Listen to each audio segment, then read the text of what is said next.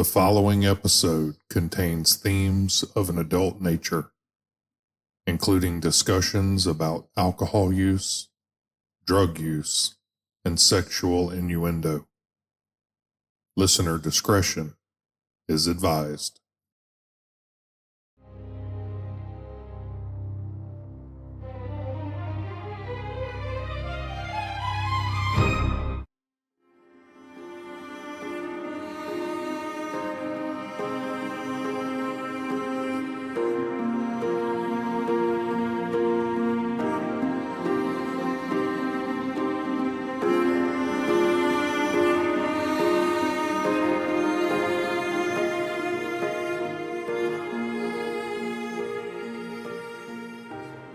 Prelude. You can always tell when a journal ends too soon.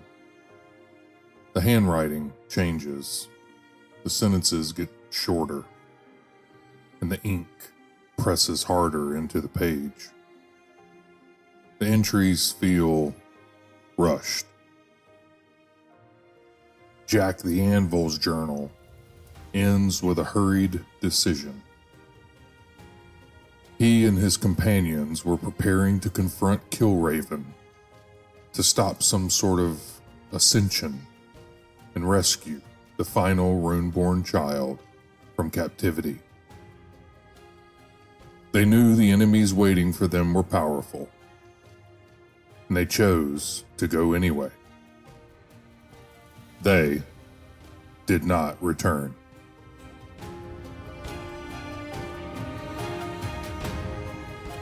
The following entries are taken directly from the journal of Jack the Anvil. They were written as events unfolded during the campaign known as Together Again. What Jack records is only what he saw, what he believed, and what he chose to write. Other events happened beyond his knowledge, and those stories belong to someone else. This one begins with a journey west to the city of Ptolus.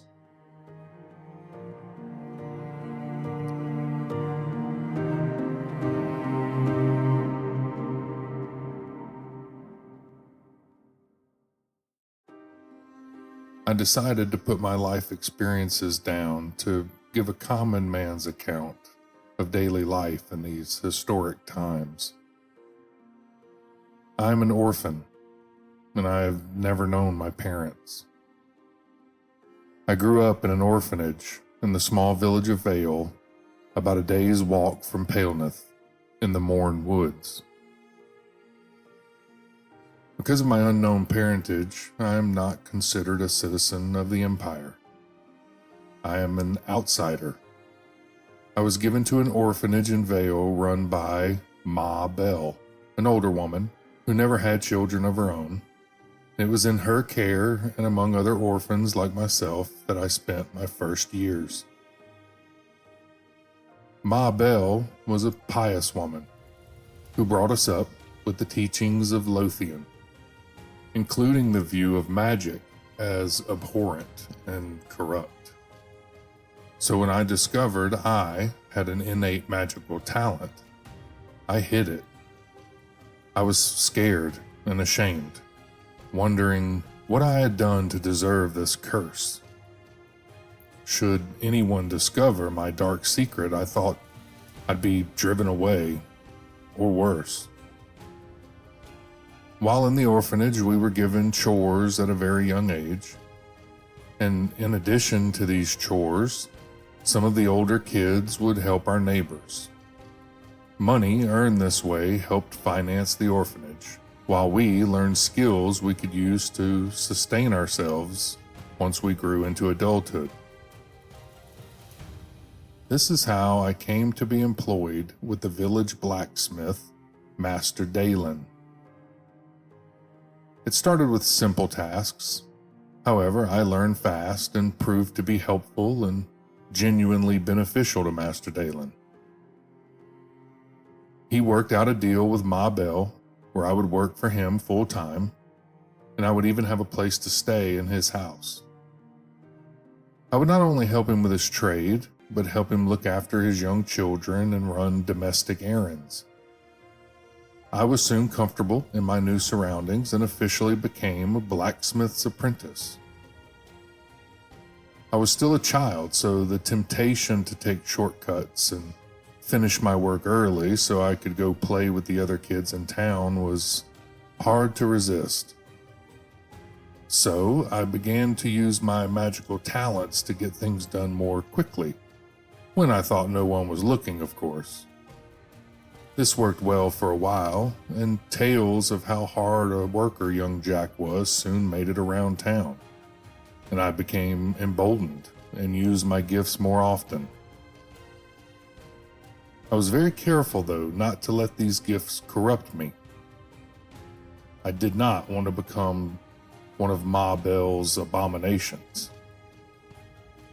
However, I was not so careful that Miss Flora, Master Dalen's wife, didn't catch me in the act of moving objects around without touching them, all while the bellows appeared to work themselves. At first I panicked, but Miss Flora has a way with calming words, and soon had convinced me everything would be all right. She told me not everyone believed as Ma Bell did, but it would still be a good idea to keep my talent secret, considering the popularity of Lothian in the region. From then on, she was like a mother to me.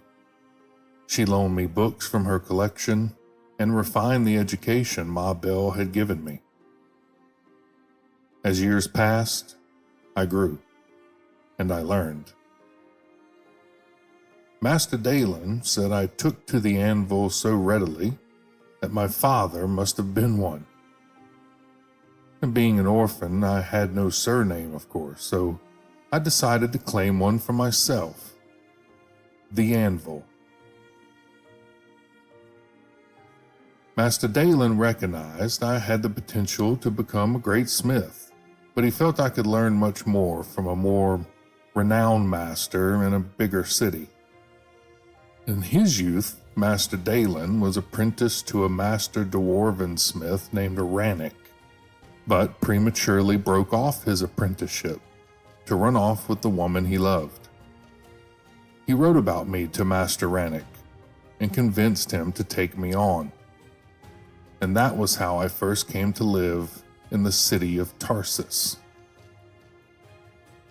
Truth be told, there was an adjustment period, but once I learned how Master Rannick operated and what he expected, I began to thrive. He was a harsh teacher, but I couldn't argue with the results. He had been forging everything you could think of for longer than I will ever live, and was a true master of the craft. So by the time I was 15, I had surpassed even Master Dalen's level of skill, and continued to improve still. But, just as they say, all good things must come to an end. I'll never forget the day the barbarian horde appeared on the eastern horizon. Reports had been coming in of a massive invading force to the east, but the armies of the Empire were in the field. Surely we would be safe. We were working long hours making weapons and armor for the army, so we had little time for rumors, but when the horde appeared, everything stopped. Most of the army had left the city to meet this host, and what was left was barely enough to man the walls. And that's when the savage assault commenced. I could go in depth here on the siege, but that's not the intent of this journal. No doubt historians have already chronicled these events more expertly than I ever could. Suffice it to say, Tarsis fell, and life changed dramatically. Since smiths are valuable resources, we were largely left alone, except for the fact that we now worked for the barbarians. Not everyone rolled over. An underground resistance began, but one that was unfortunately never really big enough to be considered a serious thorn in the side of the Horde. During that 3-year occupation of Tarsis, I joined that resistance and met many great people and even held some of them while they took their last breaths.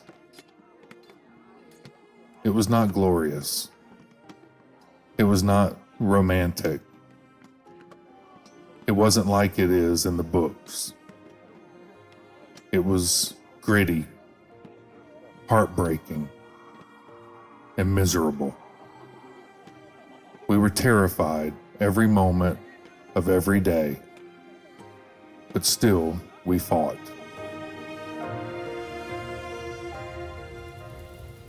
Ptolus, a new beginning. I am now in a new chapter of my life. I have decided to chronicle my experiences here in Ptolus. After the Horde left Tarsis, the entire city felt like a ship without a rudder. We were glad to have our freedom restored, but we'd all been under such considerable stress for so long that many simply wanted a new start. My companions and I had spent months making our barbarian occupiers as uncomfortable as possible. Quiet sabotage, disappearances of supplies, the occasional accident. Phelan had once served a powerful crime family in Tarsis, a family that was eventually extinguished to the last man during the chaos of the occupation. Ruger had worked for the Imperial Ministry of Safety, doing the sort of quiet and unpleasant work governments rarely admit to. Gisselfried came from a very different background. His parents were wealthy merchants, and he had grown up on the more comfortable side of life. Unfortunately, his parents vanished during the occupation, and rumors suggested they may have fled to Ptolus. Our friend Tyric had been taken by the Horde when they departed the city. He was a small-time minstrel who made his living playing in taverns that were barely big enough for a stage. So why the barbarians thought they needed a halfling performer, none of us could figure. And when the barbarians withdrew, they also took Master Rannick. No doubt they wanted to put his talents to work for themselves, forging weapons. And with my master gone, my forge went cold, and I had no reason to stay. So my companions and I all came to the same conclusion. It was time to leave Tarsis behind. And to the west lies Ptolus, a city that, as far as we know, has never been conquered. And there we hoped to find safety, to find comfort, and to find a new home. One that doesn't harbor so many bad memories. So it was just the four of us, and after gathering what little we had, we set out to find our new beginning.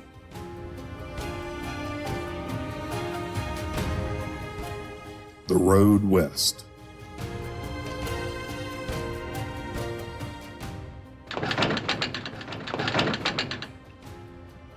The journey west wasn't so bad. Caravans were streaming toward Ptolus, and someone always needed something done. We fixed things, carried loads, fetched and delivered packages, ran messages. We did whatever we had to in order to earn our place in the caravan. Spirits were high, and when we first caught sight of the great spire of Ptolus on the horizon, a cheer went up. When we began to make out the buildings clustered at its base, another cheer followed. And when the city gates finally came into view, the entire caravan erupted.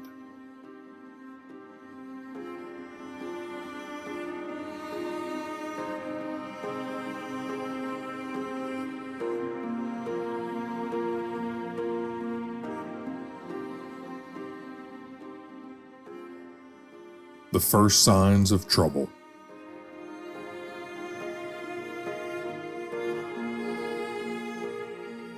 There were many caravans headed into the city that day.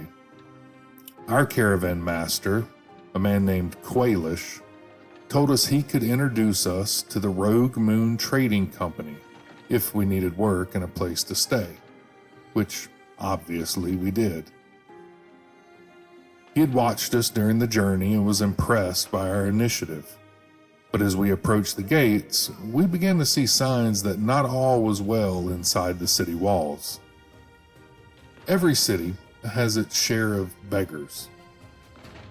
But those around the gates that day were different.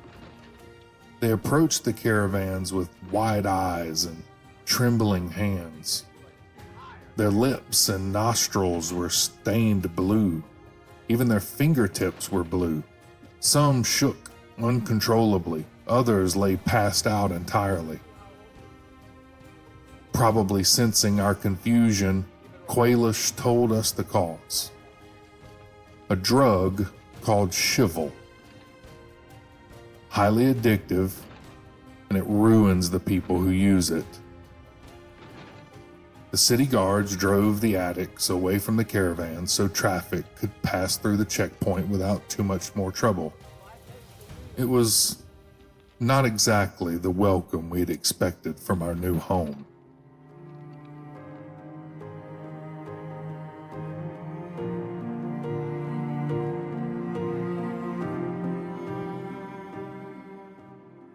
Rogue Moon.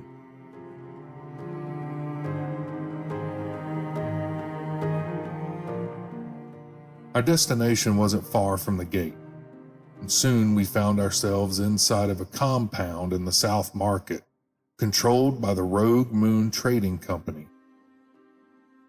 A gruff man, who clearly knew Qualish, approached us. His name was Foreman Pate, and he immediately began assigning men to check manifests and unload cargo.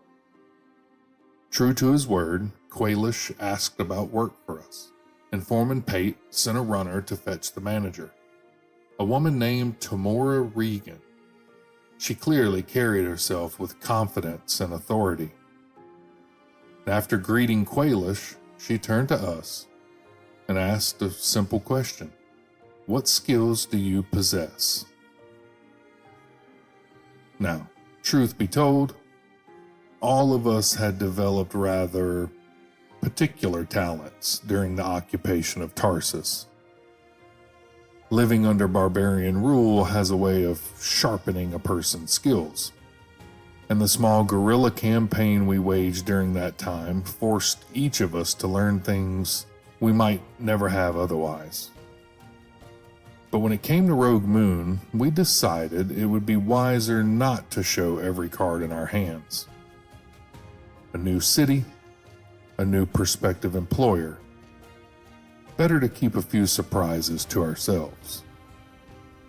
But Ruger of course was the partial exception, and nearly ended our interview early when he almost started a fight. See, Ruger had proven himself quite skilled at slipping in and out of the shadows during the occupation. They asked him to demonstrate how he could slip a weapon past guards and threaten the person they were protecting, a skill he claimed to have. He produced a knife, seemingly out of nowhere, and held Foreman Pate's most delicate assets hostage. Quate's bodyguard Darian was not amused and drew his sword immediately. Things nearly turned ugly, but Rogue Moon clearly valued someone with that sort of ability, and Tamora stepped in and ordered the guard to stand down. In Ruger's defense, they did ask for a demonstration. Phelan and I kept quieter about our abilities. Both of us had seen more than our fair share of fighting in Tarsis, but our styles were different. I preferred a sword, Phelan preferred his fists. Neither of us felt any need to advertise that fact to dockside merchants on the first day we arrived in town. So Phelan simply offered what appeared to be the only thing he had to give: a strong back, and a willingness to work. Gisselfried was even more cautious. Among our small circle of friends, we knew him to be a chosen servant of the Lady, the goddess of fate and underdogs. But that was not something he intended to broadcast to strangers in a hiring yard either. So he presented himself as nothing more than a careful young man with an orderly mind. Like with Ruger, each of us was given a brief test. I thought it best to only share that I had some skill and experience in metalsmithing. So for mine, she handed me a broken hinge and pointed me towards the forge. I stripped to the waist, anticipating the heat of the forge, and caught her looking me up and down, appreciatively. It never hurts to have a good relationship with the boss. So I turned on the charm and even flirted a bit. Then I went to work. It was a simple repair, something I had done many times before. Honestly, Master Anik would have given me something far more difficult if he wanted me to showcase my abilities. So I finished the repair quickly and brought the hinge back while it was still warm. I passed the test. This was no surprise, considering the mundane nature of the job. In the end, Rogue Moon saw exactly what we allowed them to see. Ruger, a capable guard, Phelan, a simple laborer, Gisselfried, a courier, scribe, and clerk. And me? Rogue Moon's newest smithy.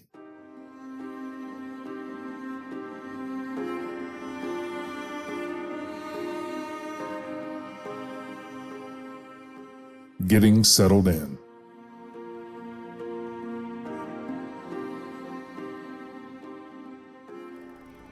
With the tests finished, we were informed that we would be working out of Rogue Moon's facility down at the docks, which was quite a distance from where we were standing in the South Market.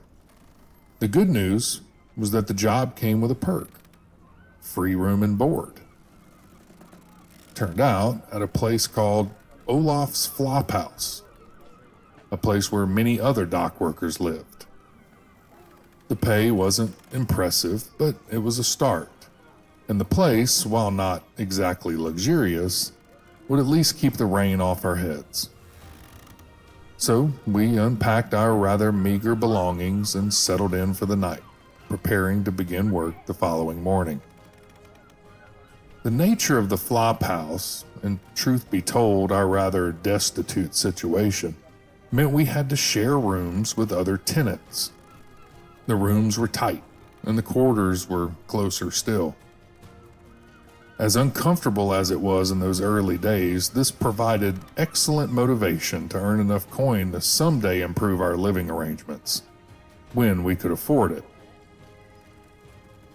The food served at Olaf's wasn't anything special, but when you were hungry, it was there. Olaf himself was a large, quiet man who didn't seem interested in much of anything, to be honest. As long as the rent was paid, he didn't particularly care what you did. He kept to himself, didn't say much, and he certainly wasn't about to give up information about any of his other tenants. Mornings at Olaf's was an experience. The place transformed into a complete maelstrom. With so many residents working in some capacity at the docks, breakfast became a chaotic scramble. Shoulders were bumped, bowls were spilled, and everyone attempted to grab a bowl of bland, flavorless gruel and shovel it down as quickly as possible. Finding a seat was nearly impossible. Most people simply ate standing up, and getting Olaf's attention, or that of his helpers, required a certain amount of assertiveness. If you weren't quick, you went to work hungry. Fortunately, we managed to find our rhythm quickly enough and get something into our stomachs before it was time to report to Rogue Moon. We reported to the office of Foreman Willis for orientation. He came out to meet us and began assigning duties based on the notes he had been given. Phelan was sent off with a group of laborers, men clearly accustomed to hard work. We were introduced to three of them: a large, bald Southlander named Xavier Quartermail, a muscular fellow named Niles Gilsworth, and a somewhat peculiar man named Griggs. From there, Foreman Willis called over two of Rogue Moon's guards.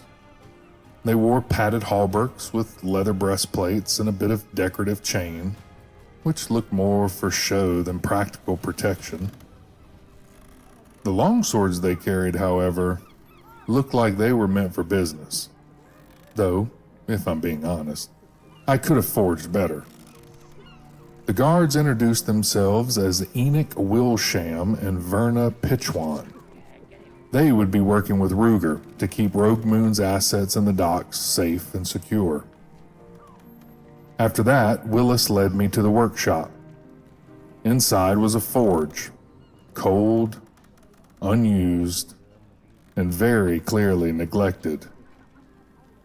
It seemed Rogue Moon had recently lost their blacksmith and needed someone to fill the role. I took one look around the place and immediately knew my work was cut out for me. Foreman Willis told me to begin getting the shop back into working order and said he would send someone along later to explain how the orders were received and processed. With that, he and Gisselfried left for the administrative offices, where Gis would begin work as a clerk. My first day was not a good one. The shop was in terrible shape. Whoever had been working there before me was either a slob or had left in a terrible hurry. Most of the day was spent cleaning, sorting, and reorganizing tools. And by the time I was done, there wasn't nearly enough daylight left to even consider firing up the forge. As promised, someone from the administrative staff did eventually arrive and explain how Rogue Moon handled work orders. The process wasn't terribly different from how Master Dalen ran his shop back in the village, just on a larger scale. Master Rannick had been even more efficient, but he also had assistants. Working alone meant I had to adapt. I planned to make some adjustments to recreate Master Rannick's efficiency, which meant more delays until I was ready to fire the forge and get to work. It would be worth it in the long run, though. If I could turn enough heads, I could get promoted out of the docks and into a Rogue Moon facility in a better part of town. I had several years of apprenticeship under a revered dwarven master, so I was confident I wouldn't be slumming it in the docks for long.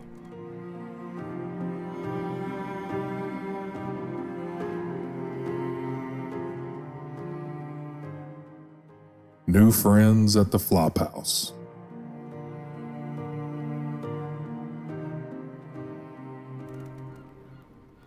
As I mentioned before, the cramped nature of Olaf's meant we had to share rooms. Since Phelan worked closely with Xavier Quartermail, the two of them were paired together. Xavier was a powerfully built man who clearly spent most of his life lifting cargo and performing hard labor. Fortunately, he and Phelan got along well, and before long we began seeing a regular visitor at the Flophouse, Xavier's sister, Fawn. Fawn was apparently a talented seamstress who had made a respectable income for herself. Every so often, she would travel all the way across town to bring Xavier a proper home-cooked meal. And after eating Olaf's cooking for a few days, we quickly learned to appreciate those visits. Xavier usually shared the food with us, though Phelan received the largest portion, seeing as he was the roommate. But none of us complained. After all, eating at a Flophouse has a remarkable way of making you appreciate a good home-cooked meal.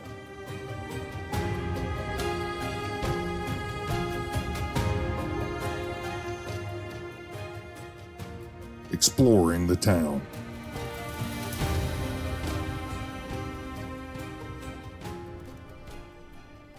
After I finally got the forge in order, my work began rather easily. Too easy, if I'm being honest. I wasn't challenged at all, especially considering a few off-the-record talents I preferred to keep to myself. Still, boring work pays the bills, and when the workday ended, I had the rest of the evenings to explore our new home. So after work, I would begin walking the streets of Ptolus, looking for interesting shops, alehouses, taverns, armorers, weaponsmiths, anything really that looked worth remembering. Naturally, I may have also tested quite a lot of ale. It seemed only responsible to map out the better drinking establishments within stumbling distance of Olaf's. The others had their own interests as well. Ruger spent his evenings studying the docks, learning how people move through the district unnoticed. Phelan quietly looked into the criminal activity around the waterfront, and Gisselfried tried to determine who the real movers and shakers were in the docks district. Meanwhile, I found taverns. Lots of taverns. The first place that caught my attention was a dockside establishment called the Savage Shark. It was a rough place, the sort where fights broke out frequently and often without warning. Their claim to fame was a drink called the Blitz, a drink rumored to be so potent that anyone ordering it did so at their own peril. Of course, I fully intend to try one someday, but I'd prefer to do that when the rest of the crew is present. Not long after, I found a slightly more respectable establishment called the Sailor's Rest. It was farther from the flophouse and the drinks were more expensive, but fights seemed to break out far less frequently. It has the best ale in the docks, but it is also the most expensive. Other watering holes in the docks included the Shrine of Dreams, which is second only to the Sailor's Rest, the Shipwreck, and the Last Walk. I soon learned to avoid the last two. Their ale is cheap, but of poor quality and watered down, and they don't clean up after sick customers, and the regulars are the worst the docks has to offer. Venturing farther into the city, I discovered the Red Stallion on Diamond Street in the North Market. That place had a much calmer atmosphere and a far more sophisticated clientele. But my best discovery, by far, was a stretch of road known as Taverns Row near Delver Square. There were taverns everywhere. Enough that a man could spend an entire evening wandering from door to door without running out of options. In other words, the perfect location for a proper pub crawl. I suspect I'll be spending a fair amount of time there in the future. And during my wandering, I also discovered a number of shops that might prove useful. Two places in particular sold potions and other curious concoctions. Laurel's Implements on Fisherman Street, and Mirth's Oddities in Delver Square. Both seemed like places worth remembering. I also discovered a restaurant named Danbury's that catered primarily to wizards. Truth be told, there didn't seem to be much you couldn't find in that part of the city.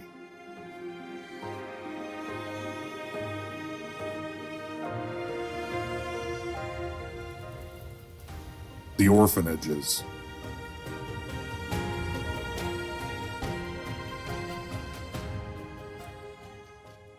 Despite enjoying the company of my friends, I'd be lying if I said I didn't miss my brothers and sisters from Ma Bell's orphanage back in Vale. Since I couldn't return to visit them, I decided to look for orphanages here in Ptolus. Growing up at Ma Bell's, I had benefited from the guidance of my big brother Meller and my big sister Jossa. I thought perhaps I could do the same for someone else. Eventually, I located two orphanages in the city. Ten Pin Children's Home on Hawks Run in Midtown, and the Black Lantern Orphanage on Diamond Street in the North Market. I introduced myself to the proprietresses and asked if they might mind my visiting from time to time. I offered what help I could as a blacksmith and as a big brother to children who might need one. After all, every child deserves someone looking out for them.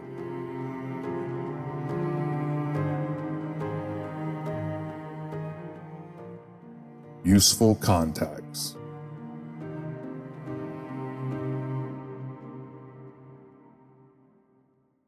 While exploring the city, I also noted several shops that might prove useful to me personally. In Delver Square, there were weapon makers like Raster's Weapons and armorers such as the Bull and Bear Armory. Both places were clearly doing good business. But the shop that interested me the most was a place in the docks called the Hammer and the Nail. It was run by a man named Jessel Carnist, who specialized in metal goods and tools. If I ever needed high-quality steel or other metals for personal projects, he might prove to be a useful contact. Eventually, my wanderings led me to the Guildsman's District, where I began tracking down the various metalsmithing guild houses. It took some time, but I eventually managed to locate them all. One thing I found rather strange about Ptolus was that nearly all of the metalsmithing guilds seemed to fall under the authority of the Ironsmith Guild. Fortunately for me, I had already been a member of the Ironsmith Guild back in Tarsis, which meant my membership transferred to Ptolus, provided I kept my dues paid. Even so, there were many additional guilds I could eventually join here, but that would require saving up a fair amount of coin. The Guild House of Iron, appropriately located on Iron Street, was an impressive structure, as was the facility known as the Foundry, where members could rent forge space for personal projects if they didn't have their own. They could even hire assistants there if the job required extra hands. And all of it was overseen by the guildmaster, a formidable woman named Veda Madaris, a woman who clearly wielded a great deal of influence in the city.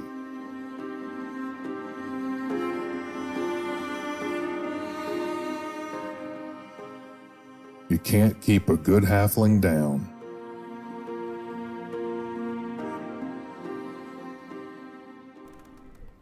While we were still learning the rhythms of our new city, we kept our eyes open for anything interesting around the docks.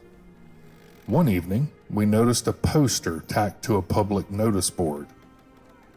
It advertised a performance at the Savage Shark by a minstrel named Tyrick. Now, Tyrick isn't exactly a rare name, but we all had the same thought at the same time. What if it was our Tyrick? So, with our hopes up, we headed to the Shark. We arrived early and didn't see anyone familiar, and settled in with a few drinks while we waited for the performance to begin. Then the minstrel stepped onto the stage, and there he was, our Tyrick. He spotted us at the same moment we recognized him. His eyes widened with shock, and before the poor fellow could even start his set, we were already pushing through the crowd toward him. The reunion was loud and enthusiastic and probably confusing to the rest of the tavern. Tyrick introduced us to a companion he'd acquired after the barbarians dragged him away during their withdrawal, a red-haired halfling named Liddy. It quickly became apparent that Liddy wasn't entirely well in the head. Tyrick explained that she had been kicked in the head by a mule some years earlier, and since then her mind had never quite recovered. She had the cheerful disposition of a child and roughly the same attention span, and it didn't take long for her to demonstrate this. She brought us the wrong drinks and passed around the tip hat at moments that made absolutely no sense. But Tyrick seemed used to it, and honestly, she was harmless.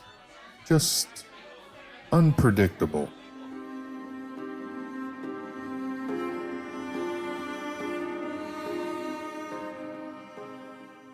Tyrik's escape.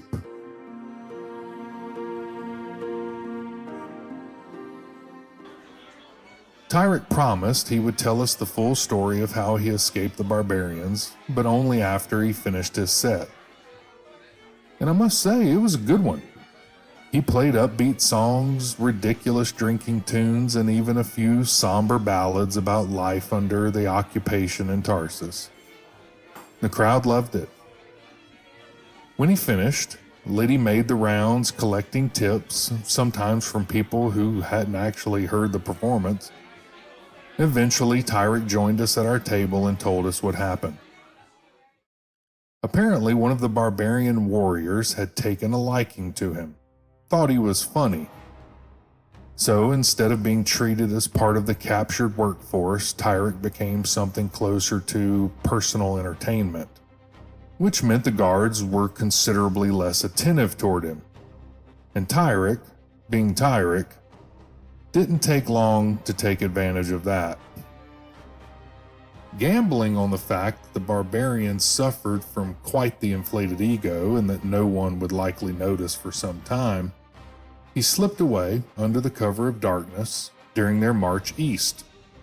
From there, he made his way west, avoiding barbarian patrols and trying not to get recaptured. And along the road, he encountered many villages and towns struggling to understand what had just happened. The invasion had ended so suddenly, but no one was entirely convinced it was truly over either. At the same time, other groups were already moving east. Mercenaries, opportunists, people hoping to take advantage of the power vacuum left behind. One of those groups had Liddy, and it didn't take Tyrik long to realize they intended to exploit her condition. Reading the intent in their eyes, Tyrik knew he couldn't leave her. So, he did what he does best. He caused a distraction, created a bit of chaos, and walked away with her like he owned the place. From there, the two of them made their way west toward Ptolus, for much the same reasons we had.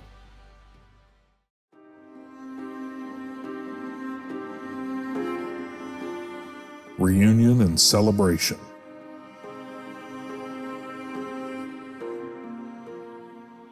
Tyrik had arrived in the city several weeks before we did, and in that time he had already begun establishing himself, playing taverns, building a small reputation, and earning free room and board as part of his payment.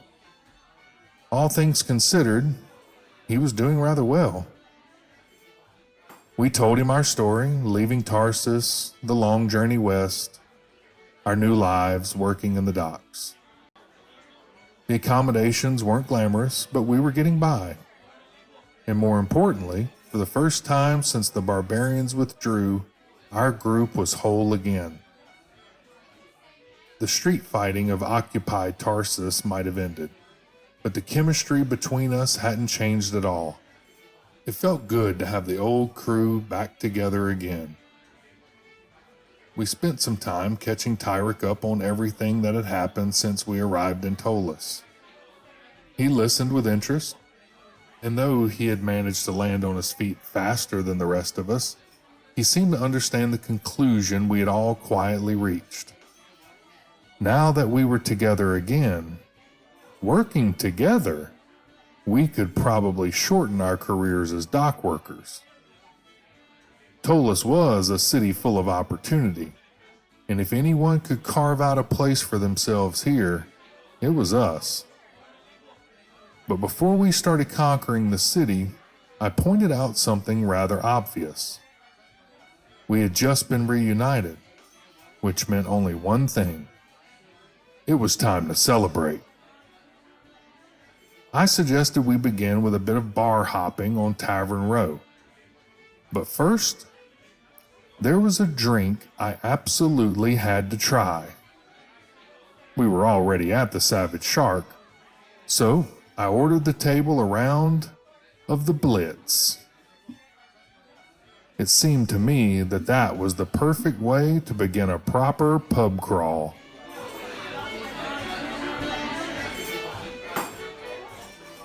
The Blitz.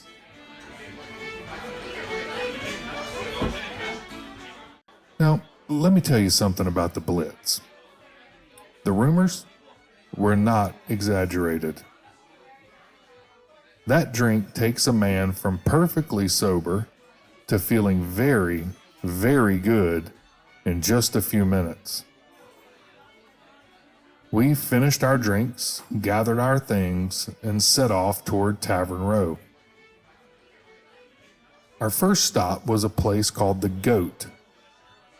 We fully intended to have a good time, but what happened next was something none of us could have planned.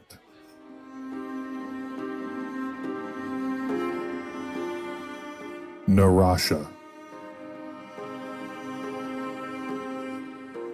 Even through the haze of several blitzes, I remember one moment very clearly.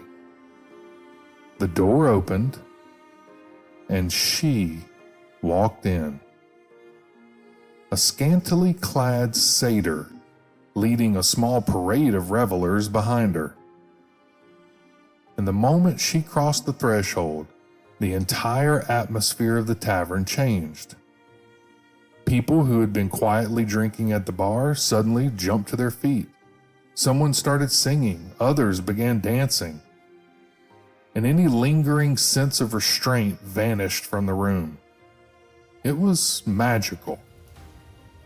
I knew immediately that I had to meet her, so I walked straight up, introduced myself, and asked her for a dance.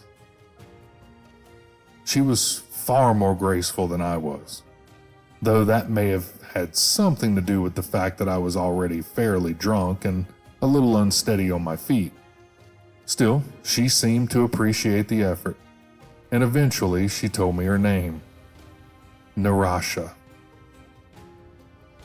She proceeded to buy several rounds of drinks for the entire tavern, and after that, my memory becomes somewhat unreliable.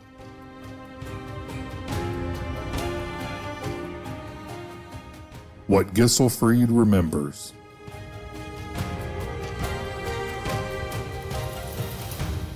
According to Gisselfried, who somehow managed to remember more of the evening than the rest of us, we continued celebrating with Narasha and her friends at the Goat for quite some time. Eventually, the whole crowd migrated across the street to another tavern called the Black Swan. Gis remembered the same strange effect I had noticed earlier. The moment Narasha entered a room, the party truly began. The Black Swan apparently catered to a large number of dwarves, which only made the atmosphere even louder and more enthusiastic, according to Gis. More drinks were purchased, more songs were sung, all of it, somehow, paid for by Narasha. Eventually, even Gisselfried's memory of the evening faded away.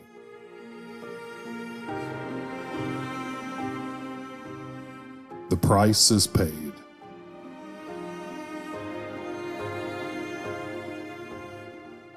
I woke up with a throbbing headache.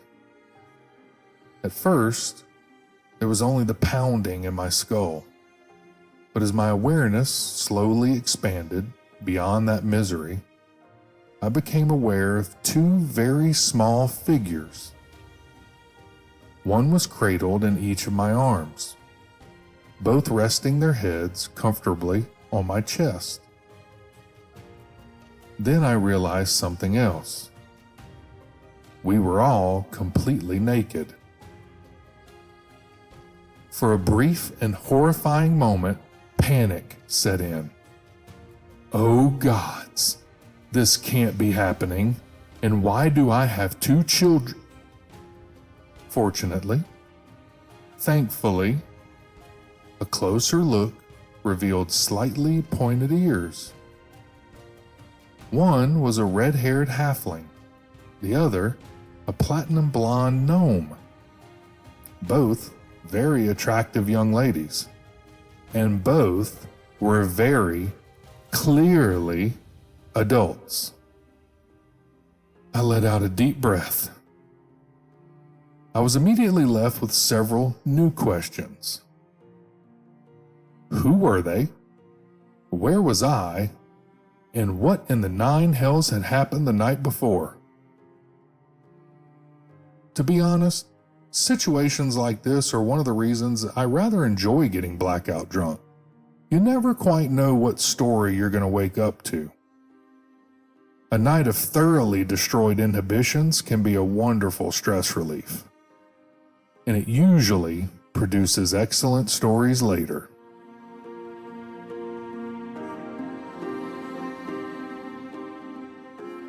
Surveying the damage.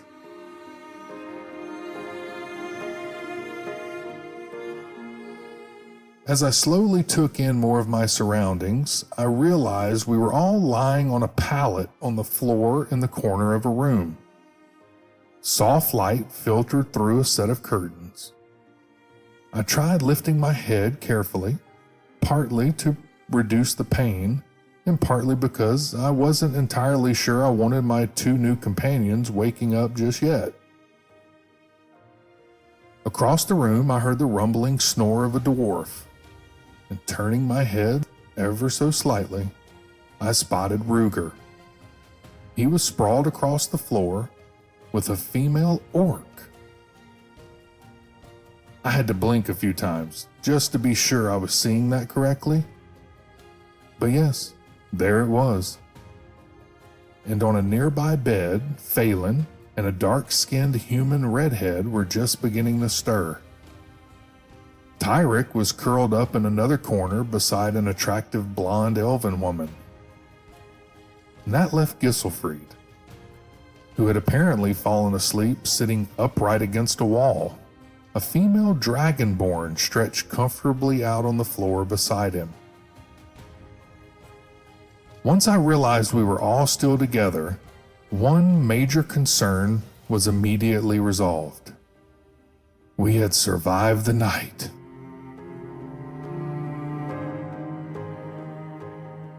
Morning recovery.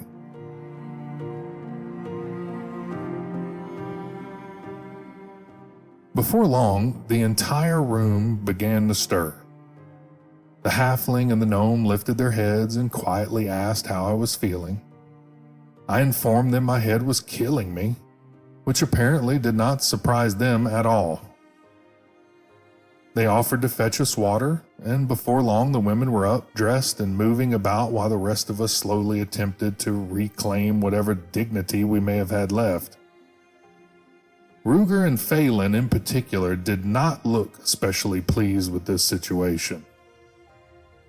Meanwhile, I found myself grinning rather broadly. The women returned with water and a variety of hangover remedies. They were clearly very practiced at administering such treatments, and before long my headache had become far more manageable. Eventually we asked the obvious question. Where exactly were we? The two women exchanged amused looks before answering. We were at Old Lady Cass's brothel in Midtown.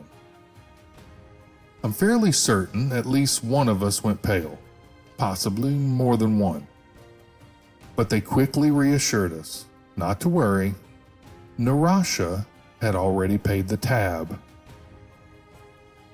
Apparently, a great deal had transpired after our arrival at the Black Swan, most of which none of us were in any condition to remember.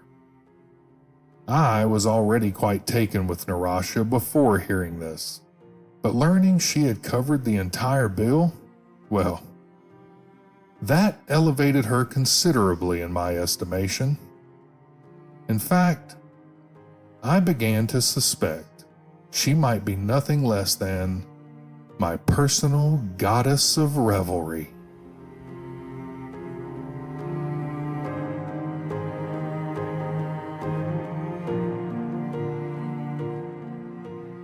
Jack's first entry ends there.